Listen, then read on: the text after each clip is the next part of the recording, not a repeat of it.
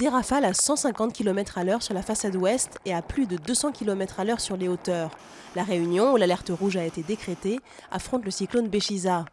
Des dizaines de milliers de foyers ont été privés d'électricité et plusieurs personnes blessées alors qu'elles essayaient de réparer leur maison.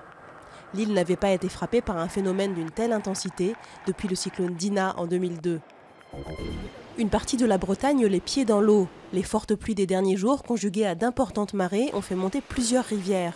À Quimperlé, le niveau de l'eau dans des maisons et des commerces a atteint 1,50 m. Jeudi après-midi, le Finistère a été placé en vigilance rouge pour les risques de crue. 10e visite en Israël et dans les territoires palestiniens pour John Kerry. Le secrétaire d'État américain veut soumettre aux dirigeants un projet d'accord cadre traçant les grandes lignes d'un règlement définitif du conflit. Mais sa visite intervient dans un climat de pessimisme. L'extension des colonies, le statut de la vallée du Jourdain et la question des prisonniers palestiniens devraient peser sur les entretiens. Des insurgés liés à Al-Qaïda prennent partiellement le contrôle de 2 villes irakiennes. À Falloujah et Ramadi, des combats acharnés les opposent à l'armée. Cette région sunnite est depuis le retrait des troupes américaines du pays un des bastions de l'insurrection contre le premier ministre chiite Nouri al-Maliki.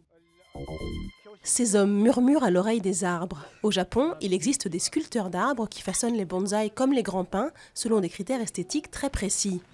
Ces arbres sculptés, très prisés à l'exportation, sont d'excellents ambassadeurs de la culture et de la spiritualité du pays. Mais la tradition est menacée de disparition car les sculpteurs d'arbres se font vieux et la relève n'est pas assurée.